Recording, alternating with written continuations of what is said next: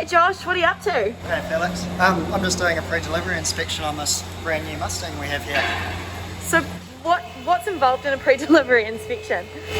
So it's quite in depth, so basically we're just going right through the whole car to find any faults that could have been missed or anything that means that it's not perfect for the customer. We want to find it now and rectify it so that when it goes out they've got their dream car. That's ideal really, isn't it? So basically they arrive off the truck covered in dirt, covered in dust, covered in plastic.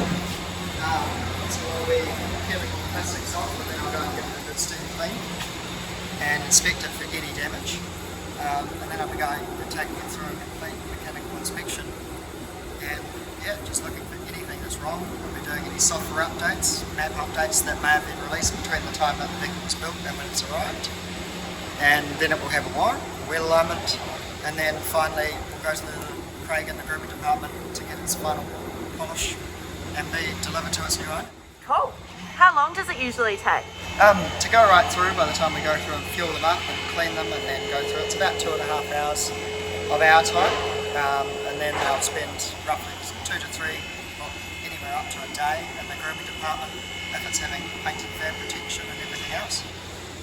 Awesome. All right, well we'll let you crack into it. Thanks.